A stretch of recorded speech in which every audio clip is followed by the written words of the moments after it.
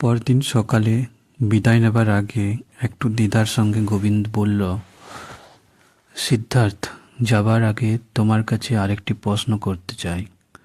তোমার কি এমন কোনো মতামত, বিশ্বাস অথবা জ্ঞানের উপর আস্থা আছে, যে আস্থা তোমাকে বাঁচতে সাহায্য করে ন্যায় পথে চলতে? সিদ্ধার্থ বলল, বন্ধু, তুমি তো জানো, যৌবনে যখন সন্ন্যাসীদের সঙ্গে বনে বাস করতাম, তখন থেকেই গুরু ও শিক্ষার উপর আস্থা হারিয়েছি। গুরু ও তাদের মতামত পশ্চাতে ফেলে এগিয়ে এসেছি নতুন পথে। যদিও এরপর থেকে অনেক গুরুর সঙ্গে দেখা পেয়েছি, তবুও আমার মত সেদিনের মতো বদলায়নি। একটি সুন্দরী গণিকা আমার গুরু ছিল অনেক দিন। একজন ধনী ব্যবসায়ী এবং পাশা খেলোয়াড়ও পেয়েছিলাম শিক্ষক হিসাবে। একদিন বনে ঘুমিয়ে পড়েছিলাম। একজন বৌদ্ধ ভিক্ষু তার তীর্থযাত্রার স্থগিত রেখে পাশে বসে আমাকে পাহারা দিয়েছিল। তার কাছ থেকেও আমি শিক্ষা লাভ করেছি। তার দয়ার জন্য আমি কৃতজ্ঞ। কিন্তু এই নদী ও বাসুদেব আমাকে সবচেয়ে বেশি শিক্ষা দিয়েছে। বাসুদেব ছিল সাধারণ লোক, চিন্তাশীল দার্শনিক সে ছিল না, কিন্তু গৌতমের মতো অতি সহজভাবে সকল জিনিসের মূল তত্ত্ব উপলব্ধি করতে পারত। বাসুদেব পুণ্যাত্মা, বাসুদেব মহাপুরুষ। গোবিন্দ বলল, সিদ্ধার্থ, আমি মনে করি তুমি এখনও একটু তামাশা করতে ভালোবাসো। আমি বিশ্বাস করি তুমি কোনো গুরুর উপদেশই মেনে চলনি, কিন্তু তোমার নিজস্ব কোনো মতামত না থাকলেও জীবন ও জগৎ সম্বন্ধে তোমার কি বিশেষ কতকগুলো চিন্তা ও ধারা নেই? এমন কোনো জ্ঞান কি তুমি পাওনি যা তোমাকে সুস্থ জীবনযাপনে সাহায্য করেছে? যে জ্ঞান তুমি লাভ করেছ সে সম্বন্ধে আমাকে যদি কিছু বলো, তাহলে আমি অত্যন্ত আনন্দিত হব। সিদ্ধার্থ উত্তর দিল, হ্যাঁ, অনেক সময় নতুন ভাবনা এসেছে আমার মনে, হয়তো উপলব্ধি করেছি নতুন কোনো জ্ঞান, কিন্তু আজ সকল কথা তোমাকে বুঝিয়ে বলা কঠিন হবে। গোবিন্দ, যে কথাটি সবচেয়ে গভীর ছাপ দিয়েছে আমার মনে, তা হলো এই: জ্ঞান কাউকে শেখানো যায় না, দেওয়া যায় না।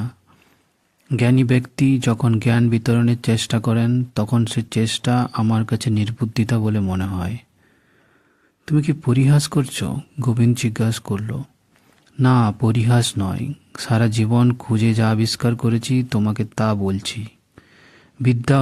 বিদ্যা অন্যকে দেওয়া যায়, জ্ঞান দেওয়া যায় না। জ্ঞান নিজের সাধনার দ্বারা লাভ করতে হয়। যিনি জ্ঞান লাভ করেছেন তার জীবন জ্ঞানে পূর্ণ হলেও এবং জ্ঞানের সাহায্যে বিস্ময় সৃষ্টি করতে পারলেও সে জ্ঞান কাউকে দান করতে পারবেন না। যোগ্যতম শিষ্যকেও শিখিয়ে দেওয়া যায় না জ্ঞানের রহস্য। যৌবনেই এই সম্বন্ধে আমার মনে সন্দেহ ছিল, তাই গুরুর শিক্ষা ত্যাগ করে চলে এসেছিলাম। গোবিন্দ, প্রত্যেক সত্যের বিপরীতটাও সমান সত্য। হয়তো একথা তুমি পরিহাস অথবা আমার নির্বুদ্ধিতা বলে মনে করবে, কিন্তু আমার সমগ্র জীবনের অভিজ্ঞতা থেকেই একথা বলছি। একমাত্র আংশিক সত্যকেই কোথায় প্রকাশ করা যায়। যা কিছু আমরা চিন্তা করি বা কোথায় প্রকাশ করি তা সত্যের একাংশ মাত্র। সত্যকে প্রকাশ করলেই তার সমগ্র পূর্ণতা ও ঐক্য ক্ষুণ্ণ হয়। বুদ্ধ যখন উপদেশ দিয়েছেন শিষ্যদের, তখন তিনি জগৎকে ভাগ করে নিয়েছেন সংসার ও নির্বাণ, মায়া ও সত্য এবং দুঃখ ও মুক্তির মধ্যে। এছাড়া কোনো উপায় নেই। সারা শিক্ষা দিতে চান তাদের এই পথ গ্রহণ করতে হয়। কিন্তু যে জগতে আমরা বাস করি, সেই জগৎ আমাদের চারদিক থেকে বেষ্টন করে আছে, তা তো খণ্ডিত নয়। কোনো লোক বা কোনো কাজই সম্পূর্ণভাবে সংসার বা নির্বাণ নয়। সম্পূর্ণরূপে সাধু কিংবা পাপী কেউই নয়। অতীত, বর্তমান ও ভবিষ্যৎ সত্য, এই ভ্রান্ত ধারণার ফলেই আমরা ভুল করি। গোবিন্দ, সময়ের এই বিভাগ প্রকৃত নয়। বরাবর এ সত্য উপলব্ধি করেছি। সময় যদি সত্য না হয়, তাহলে বর্তমান জগৎ ও অনন্ত জগতের ব্যবধান, আনন্দ ও বেদনা, মঙ্গল অমঙ্গলের পার্থক্যটাও মিথ্যা মায়া। গোবিন্দ সিদ্ধার্থের কথা বুঝতে না পেরে প্রশ্ন করল, সে কীরকম? শোনো বন্ধু, তুমি পাপী, আমি পাপী, কিন্তু একদিন আমরা নির্বাণ লাভ করব, বন্ধুত্ব লাভ করব, এই আশ্বাস নিয়ে আছি। অথচ এই একদিন শুধুই মায়া। আজকের সঙ্গে ভবিষ্যতের একটি অনিশ্চিত দিনের তুলনা করে এইটুকু সান্ত্বনা পাওয়া ছাড়া আর কিছুই নেই। পাপী বন্ধুত্ব প্রাপ্তির পথে যাত্রা করিনি। মানুষের জীবন্ত বিবর্তনের নিয়ম মেনে একটু একটু করে বিকশিত হয় না। অবশ্য জানি একথা সহজে স্বীকার করে নিতে আমাদের অনেকেরই বাঁধবে। বিবর্তনবাদের প্রশ্ন তোলার কী প্রয়োজন? ভবিষ্যতের বুদ্ধ তো এখনই আছেন পাপীর অন্তরে। তার ভবিষ্যৎ আছে বর্তমানের মধ্যে, পাপীর মধ্যে, তোমার মধ্যে, সকলের মধ্যে। আগামী দিনের যে বুদ্ধ লুকিয়ে আছেন তাকে চিনতে হবে। গোবিন্দ, এই সৃষ্টি সম্পূর্ণ অসম্পূর্ণ নয়। ধীরে ধীরে পূর্ণতার পথে বিবর্তিত হওয়ার প্রয়োজন নেই তার এই সৃষ্টির। প্রতি মুহূর্তেই জগৎ পূর্ণ। প্রত্যেক পাপের সঙ্গেই আছে ঈশ্বরের কৃপা। প্রত্যেক বালকের মধ্যেই আছে ভবিষ্যতের বুদ্ধ। প্রত্যেক দুগ্ধ পোষা শিশুর মধ্যেই আছে মৃত্যুর বীজ। প্রত্যেক মুমূর্ষুর মধ্যেই আছে অনন্ত জীবনের ইঙ্গিত। বুদ্ধ আছেন দস্যুর মধ্যে, জুয়ারির অন্তরে, আবার দস্যুর দেখা পাওয়া যাবে ব্রাহ্মণের মধ্যে। গভীর ধ্যানের সময় কালের ব্যবধান দূর করা সম্ভব নয়। যুগপৎ দেখা যায় সমগ্র অতীত, বর্তমান ও ভবিষ্যতের অখণ্ড রূপ। তখন উপলব্ধি করা যায় জগতের সব কিছু মঙ্গলময়, ব্রহ্মময় এবং পরিপূর্ণ। আমার তাই মনে হয় জগতের সব কিছুই শুভ। জীবন ও মৃত্যু, পাপ ও পুণ্য, জ্ঞান ও নির্বুদ্ধিতা সবই ভালো। এদের প্রত্যেকেরই প্রয়োজন আছে আমাদের জীবনে। এদের সঙ্গে খাপ খাওয়াতে হবে নিজেকে, স্বীকার করে নিতে হবে এদের। জগতের ভালো মন্দ সব কিছু সহানুভূতির চোখে দেখতে হবে। তাহলে আমরা জীবনের পথ সহজ হবে। কিছুই ক্ষতি করতে পারবে না আমার। দেহ দিয়ে, আত্মার ব্যাকুলতা দিয়ে উপলব্ধি করেছি পাপের প্রয়োজন ছিল আমার জীবনে। ছিল কামের, সম্পত্তি সঞ্চয়ের ও সংসারের উপর বিতৃষ্ণার প্রয়োজন। এইসব অভিজ্ঞতা লাভ না করলে মশগুল হয়ে থাকতাম কোনো এক ত্রুটিহীন কাল্পনিক জগতের স্বপ্ন নিয়ে। জীবনের ভালো মন্দ সকল পথ অতিক্রম করে এসেছি বলে যে সংসারে বাস করি তাকে ভালোবাসতে পেরেছি। সংসারের একজন হতে পেরে সুখী হয়েছি। গোবিন্দ, আমার মনের কয়েকটি কথা তোমাকে বললাম। সিদ্ধার্থ নত হয়ে মাটি থেকে ছোট একখণ্ড পাথর তুলে নিয়ে গোবিন্দের সামনে ধরল।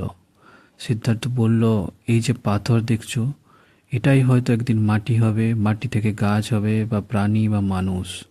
আগে আমি হয়তো বললাম এই পাথরটা শুধুই পাথর, এর কোনো মূল্য নেই, কেবল মায়া। কিন্তু কালচক্রের বিবর্তনের ফলে একদিন এই পাথর হয়তো রূপান্তরিত হবে মানুষ কিংবা আত্মায়। সুতরাং পাথরেরও মূল্য আছে। পূর্বে একথাই মনে আসতো, কিন্তু এখন মনে হয় এই পাথর কেবলমাত্র পাথরই নয়, এর মধ্যে আছে প্রাণী, ঈশ্বর ও বুদ্ধ। আজ পাথর আছে, কিন্তু ভবিষ্যতে অন্য কিছুতে রূপান্তরিত হবে বলে এই পাথরের খণ্ডকে ভালোবাসি না অথবা মর্যাদা দিই না। এই এক টুকরো পাথরের মধ্যে চিরদিন ধরে সব কিছু আছে এবং ভবিষ্যতেও থাকবে বলে একে ভালোবাসি। আজ এই মুহূর্তে পাথর হিসাবেই একে ভালোবাসি। ভবিষ্যতে কী রূপ হবে সে কথা ভাবছি না, কারণ আমার কাছে পাথরের এটাই পূর্ণ রূপ। পাথরের প্রতিটি রেখায়, প্রতিটি ছোট গর্তে, হলুদ এবং ধূসরের রঙে, কাঠিন্যে, শুষ্কতায় কিংবা আর্দ্রতায় আমি দেখতে পাই নতুন অর্থ ও বিশেষ মূল্য। কত বিভিন্ন রকমের পাথর, কোনোটা তৈলাক্ত, কোনোটা মসৃণ, কোনোটা সাবানের মতো, একটা হয়তো দেখায় পাতার মতো, আবার কোনোটা বালির মতো ক্ষুদ্র। প্রত্যেকটাই আলাদা। প্রত্যেকেই নিজের মতো করে ওমের সাধনা করছে। সকলেই ব্রহ্ম। কিন্তু থাক, পাথরের কথা আর বলবো না। মনের ভাবনার কোথায় ভালো করে প্রকাশ করা যায় না। প্রকাশ করার সঙ্গেই তো অন্যরকম হয়ে পড়ে, অর্থ বিকৃত হয়, একটু যেন নির্বোধ মনে হয়। আমার বেশ মজা লাগে যখন দেখি একই কথা কারো কাছে খুব মূল্যবান, আবার কারো কাছে একান্তই অর্থহীন। গোবিন্দ নীরবে শুনল সিদ্ধার্থের কথা। একটু দ্বিধার সঙ্গে গোবিন্দ জিজ্ঞাসা করল, আমাকে পাথরের কথা বললে কেন? কোনো উদ্দেশ্য নিয়ে বলিনি। উদ্দেশ্য ছিল না বলেই বুঝতে পারছি যে পাথর, নদী এবং সৃষ্টির যত বস্তু চোখের সামনে দেখতে পাই তাদের প্রত্যেককে ভালোবাসি। এদের কাছ থেকে শিক্ষা লাভ করতে পারবো। গোবিন্দ, আমি এখন পাথর, গাছ ও গাছের বাকলকে ভালোবাসতে শিখেছি। এরা সৃষ্টির অন্তর্গত বস্তু। বস্তুকেই তো ভালোবাসা যায় না শব্দকে। এই জন্যই উপদেশের মূল্য নেই আমার কাছে। উপদেশের মধ্যে বস্তুর মতো কাঠিন্য নেই, কোমলতা নেই, রং নেই, আকার নেই, গন্ধ নেই, স্বাদ নেই। কথা ছাড়া আর কিছু নেই, কেবল কথা আর কথা শুনেছ। তাই বোধ হয় তুমি শান্তি পাওনি। তোমার ধর্ম, তোমার মুক্তি চাপা পড়ে আছে কথার নিচে। গোবিন্দ, সংসার ও নির্বাণ দুটি শব্দ ছাড়া আর কিছু নয়। নির্বাণ কোনো বস্তু নয়, শুধু একটি কথা। গোবিন্দ বলল, নির্বাণ শুধু কথা নয় বন্ধু, নির্বাণ একটি চিন্তা, ভাবনা ও মতবাদ। সিদ্ধার্থ উত্তর দিল, হতে পারে শব্দ চিন্তার বাহন, কিন্তু বন্ধু আমার স্বীকার করতে দ্বিধা নেই যে কথা ও চিন্তার মধ্যে খুব পার্থক্য দেখি না। সত্যি বলতে কি, আমি চিন্তা ও ভাবনাকে খুব বেশি মূল্য দিই না। সৃষ্টির প্রত্যেকটি বস্তুর মূল্য আমার কাছে অনেক বেশি। আমার আগে এই খেয়াঘাটে যে মাঝি ছিল তার কাছ থেকে আমি অনেক শিখেছি। সে ছিল একজন সাধু পুরুষ, তার একমাত্র বিশ্বাস ছিল এই নদীর উপরে। অন্য কিছুর উপর তার আস্থা ছিল না। সে আবিষ্কার করেছিল যে নদী তার সঙ্গে কথা বলে। নদীর শব্দের মধ্যে সে শুনতে পেত অনেক কথা। তা থেকে পাটনি শিক্ষা লাভ করেছে। নদী তার গুরু, তার কাছে দেবতার মতো। দীর্ঘকাল সে উপলব্ধি করতে পারেনি যে বাতাস, পাখি, মেঘ, পোকা প্রত্যেকের কাছ থেকে আমরা শিখতে পারি নতুন জ্ঞান। নদীর মতো তারাও দেবাত্মা। এরাও শেখাতে পারে আমাদের। বনে যাবার আগে বৃদ্ধ পাটনি এই সত্য ও সকল সত্য জেনে গেছে। গুরুর সাহায্য ছাড়া এবং বই না পড়েও সে তোমার আমার চেয়ে অনেক বেশি জানত। নদীর উপর গভীর বিশ্বাস ছিল বলেই এত জ্ঞান লাভ করা সম্ভব হয়েছিল তার পক্ষে। গোবিন্দ বলল, তুমি যাকে বস্তু বলছো তা কি সত্য, তা কি প্রকৃত? বস্তু কি শুধুই মায়া নয়, শুধুই কি কল্পনা ও ছায়া নয়? তোমার এই প্রশ্ন আমাকে বিচলিত করে না, সিদ্ধার্থ বলল। গাছ, পাথর, নদী মায়া হয়, তাহলে আমিও তো মায়া। সুতরাং সৃষ্টির সকল বস্তু আমার সহধর্মী। আমরা প্রত্যেকেই একটি শ্রেণীর, এই জন্যই তো তাদের এত সমীহ করে ভালোবাসি। আমার স্বগোত্র বলেই তাদের ভালোবাসতে পারি। আমার মতবাদ শুনে তুমি হয়তো হাসবে গোবিন্দ, আমার মনে হয় ভালোবাসা সংসারের সবচেয়ে বড় জিনিস। বড় বড় দার্শনিকরা পৃথিবীকে খুঁটিয়ে পরীক্ষা করতে পারেন, সংসারের কাজকর্মের চমৎকার ব্যাখ্যা দিতে পারেন, কিন্তু ত্রুটি বিচ্যুতির জন্য পৃথিবীকে ঘৃণাও করতে পারেন। কিন্তু আমাদের পক্ষে সবচেয়ে বড় কথা এই পৃথিবীকে ভালোবাসা, তাকে ঘৃণা করা নয়। আমরা কেন পরস্পরকে ঘৃণা করব? আমরা এই পৃথিবীকে ভালোবাসবো, এখানের প্রত্যেকটি প্রাণী ও বস্তুকে ভালোবাসবো, সম্মান করব, শ্রদ্ধা করব। এই সৃষ্টির সঙ্গে যাব এক হয়ে। গোবিন্দ বলল, তোমার কথা বুঝতে পেরেছি। ঠিক একই বুদ্ধদেব বলেছেন মায়া। তিনি শিখিয়েছেন দয়া, ক্ষমা, করুণা ও ধৈর্য, কিন্তু শেখাননি প্রেম। পার্থিব প্রেমে জড়িয়ে না পড়তে তিনি আমাদের উপদেশ দিয়েছেন। সিদ্ধার্থের মুখে হাসিতে উজ্জ্বল হয়ে উঠল। বলল, আমি জানি গোবিন্দ, আমি তা জানি। এখান থেকেই শুরু হয় শব্দের দ্বন্দ্ব, অর্থের গোলক ধাঁধা। আমাকে স্বীকার করতেই হবে যে আমার ধারণার সঙ্গে গৌতমের উপদেশে আছে সুস্পষ্ট বিরোধ। এই জন্যই কথার উপর আমার আস্থা কম, কারণ আমি জেনেছি অসঙ্গতি ও বিরোধিতা শুধুই মিথ্যা মায়া। আমি উপলব্ধি করেছি গৌতমের শিক্ষার সঙ্গে আমার কোনো বিরোধ নেই, আমার অনুভূতি এক। গৌতম মানব জীবনের অসারত্ব ও ক্ষণস্থায়িত্ব জেনেও মানুষকে এত ভালোবেসেছেন যে এদের দুঃখে সান্ত্বনা দিতে ও উপদেশ দেওয়ার জন্য নিজের অমূল্য জীবন উৎসর্গ করেছেন। এত মমতা যার হৃদয়ে, তার পক্ষে প্রেমকে অস্বীকার করা কি সম্ভব? বুদ্ধকেও আমি তার কথা দিয়ে বিচার করব না। তার জীবন ও কাজের মূল্য তার উপদেশের চেয়ে আমার কাছে অনেক বেশি। তার মতামতের চেয়ে তার হাত নাড়বার ভঙ্গিটির মূল্য আমি বেশি দিই। বুদ্ধদেব তার শিক্ষা ও উপদেশের জন্য আমার শ্রদ্ধা লাভ করেনি, তিনি মহাপুরুষ হয়েছেন তার কাজ ও জীবনের জন্য। দুই বৃদ্ধ অনেকক্ষণ চুপ হয়ে রইল। তারপর গোবিন্দ যাত্রার উদ্যোগ করে ধীরে ধীরে বলল, সিদ্ধার্থ, আমি চিন্তা ও ভাবনাগুলো বলার জন্য তোমাকে অনেক ধন্যবাদ জানাচ্ছি। তোমার অনেক কথাই সম্পূর্ণ নতুন লাগলো। এখনই আমি সব কথার মর্ম হৃদয়ঙ্গম করতে পারিনি। সে যাই হোক, তোমাকে ধন্যবাদ। তোমার দিনগুলি শান্তিময় হোক।